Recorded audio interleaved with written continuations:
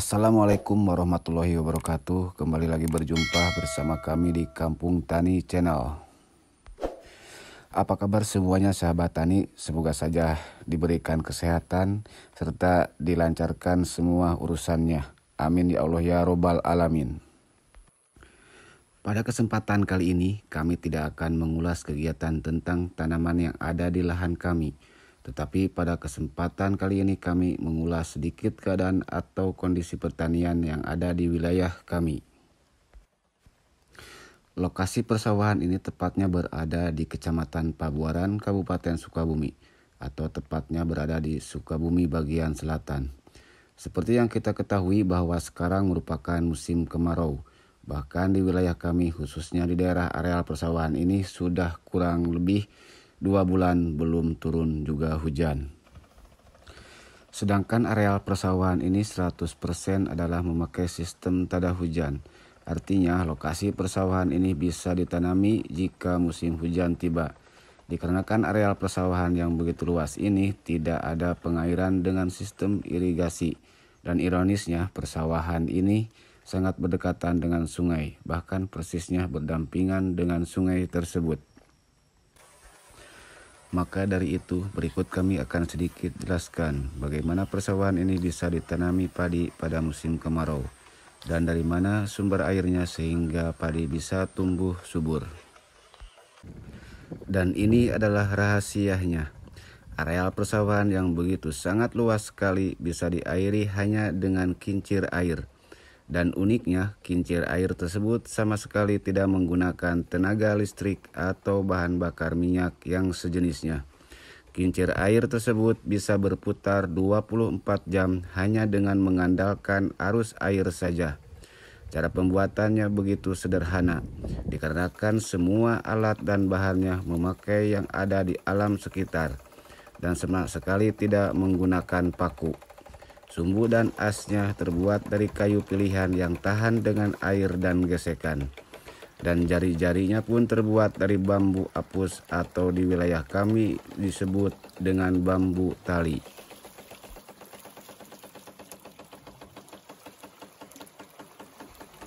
Walaupun kelihatannya sangat sederhana, tapi cara pembuatannya sangat memerlukan ketelitian dan kejelian yang sangat tinggi sekali. Dimulai dari pembuatan sumbunya sebagai alat untuk memutarkan kincir air. Kemudian ukuran jari-jari bambunya harus pas dengan sumbu dan posisi arus air. Diameter ukuran kincirnya sampai dengan arus air yang memutarkan kincir tersebut harus benar-benar diperhitungkan. Terutama dalam hal keseimbangan kincirnya. Kalau ada kesalahan sedikit saja, maka kincir tidak akan berputar, bahkan akan roboh. Kemudian hal yang tersulit juga, cara pengaturan arus air untuk memutarkan kincir. Dikarenakan kincir air ini berputar tergantung dari arus air, maka arus air harus diatur dengan sedemikian rupa, agar kincir dapat berputar dengan konsisten, yang artinya tidak terlalu cepat dan juga tidak terlalu pelan. Sehingga pembuatan kincir air yang ada di wilayah kami dibuat oleh orang-orang tertentu saja. Dan pembuatan kincir air ini sudah dilakukan turun-temurun dari ratusan tahun yang lalu sampai dengan sekarang. Kincir air ini hanya dibuat atau digunakan hanya pada musim kemarau saja. Mengingat pembuatan kincir air ini sama sekali tidak menggunakan paku, maka jika musim hujan tiba, kincir tersebut dibongkar kembali dan disimpan dengan rapi untuk dirakit atau dipasang kembali pada musim kemarau berikutnya. Kincir air ini bisa dipakai puluhan kali atau puluhan kali musim kemarau, karena bahan bakunya seperti kayu yang dibuat sebagai sumbunya merupakan kayu pilihan yang tahan dari air ataupun cuaca yang ekstrim, sehingga bisa dipakai puluhan kali. Pembuatan yang paling sulit adalah pembuatan sumbu kincirnya, karena harus diperhitungkan banyaknya lubang untuk jari-jari dan ukuran lubang serta jarak untuk memasangkan jari-jarinya. Ketinggian dari kincir air ini kurang lebih sekitar 10 meter. Artinya panjang jari-jarinya dari sisi lingkaran kincir ke sumbu kurang lebih sekitar 5 meter. Tinggi pendeknya kincir atau besar dan kecilnya kincir tergantung dari posisi areal persawahan yang akan diairi, atau tergantung juga dengan ketinggian tebing yang ada di bibir sungai yang akan dipasang kincir air tersebut.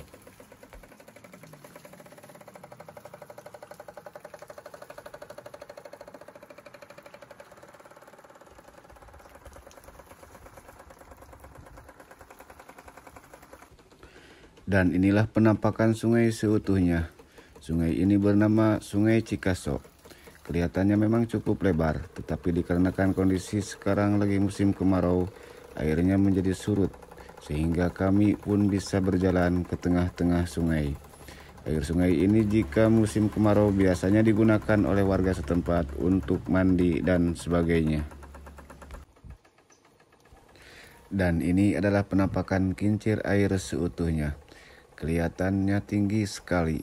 Posisi kami sekarang ini berada di tengah-tengah sungai.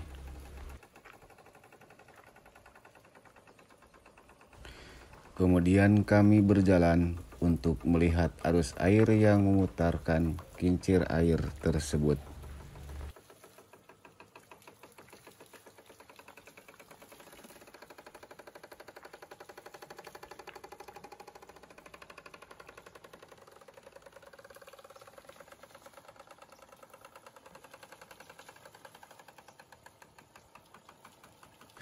Nah, seperti inilah arus air yang memutarkan kincir itu.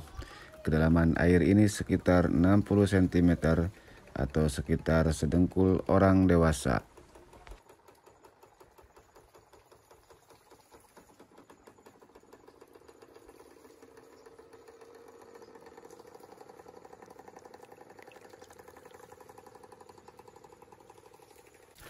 Inilah cara kerja kincir air ini.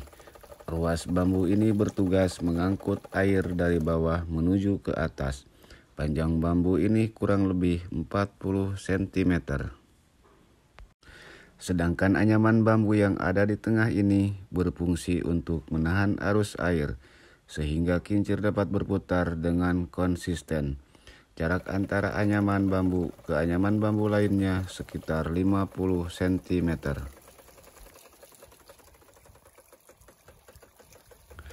Pemasangan ruas bambu untuk mengangkut air ini yaitu ujungnya dilubangi, kemudian dimasukkan bilah bambu dan diikat dengan tali bambu. Begitu juga dengan anyaman bambu yang menahan arus air. Ujung sama ujungnya diikat pula dengan tali bambu.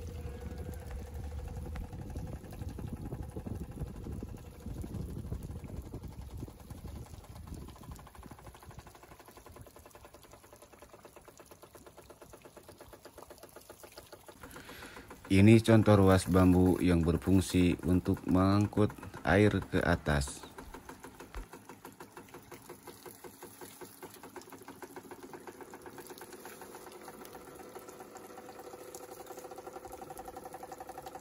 Sahabat tani semuanya bisa lihat secara detail cara pengangkutan air dengan ruas bambu ini.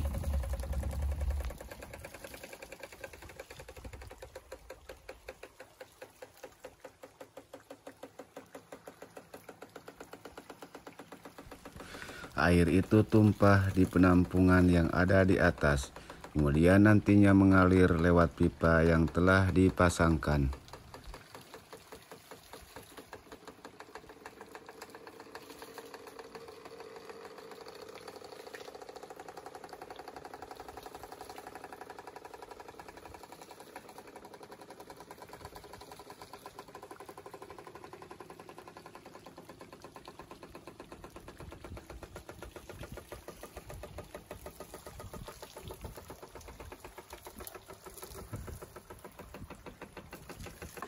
Ini kami berada di posisi dekat dengan sumbu kincir air ini.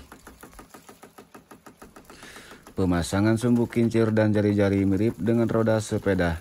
Yang membedakan yaitu di ujungnya. Kalau posisi jari-jari sepeda ke pelek roda, posisinya sejajar, tetapi roda kincir air ini saling menyilang.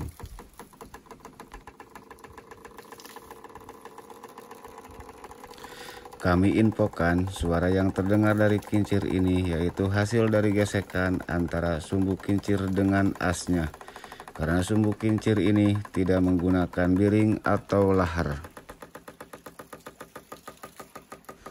Jumlah jari-jari pada kincir ini kurang lebih sekitar 50 buah.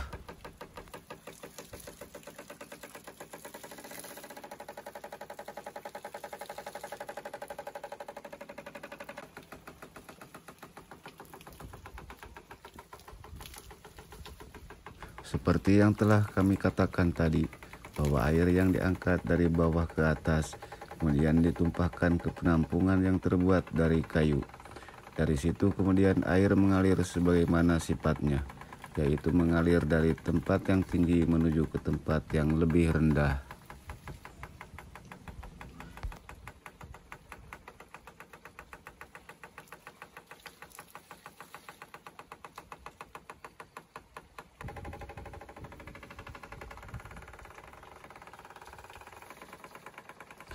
Dan itu adalah di mana tempat untuk mengalirkan air ke pipa menuju persawahan.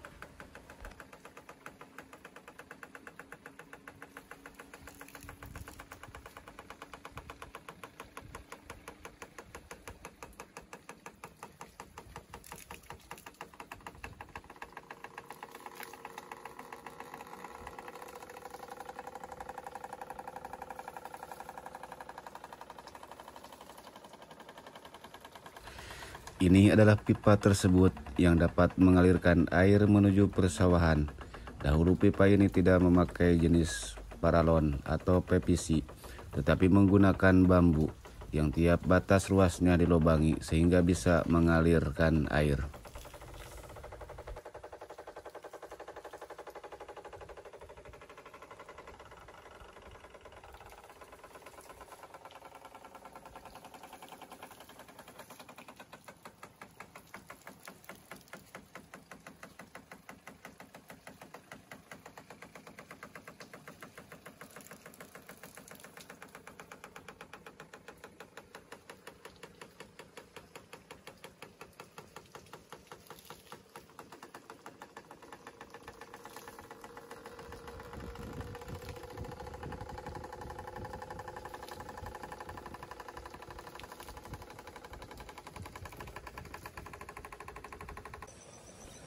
Sahabat tani semuanya, sekarang mari kita lihat bagaimana kondisi air yang mengalir ke sawah dari kincir air tersebut.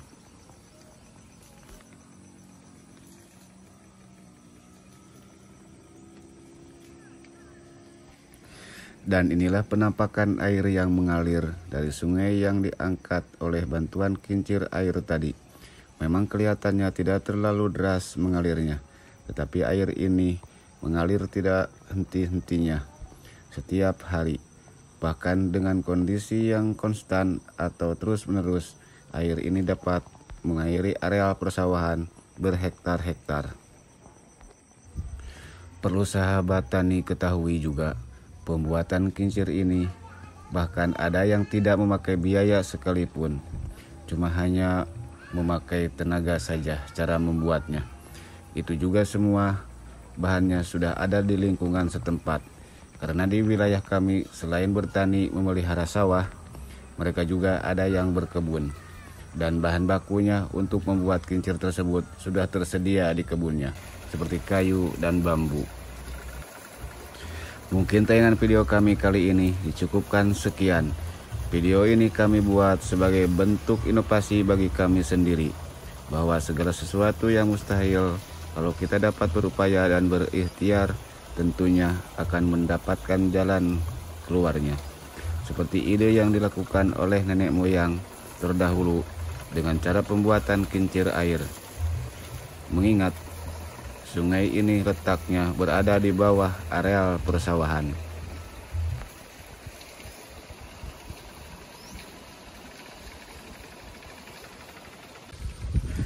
Sebelum kami akhiri video ini, kami mohon kepada sahabat tani semuanya untuk like, share, dan subscribe channel kami.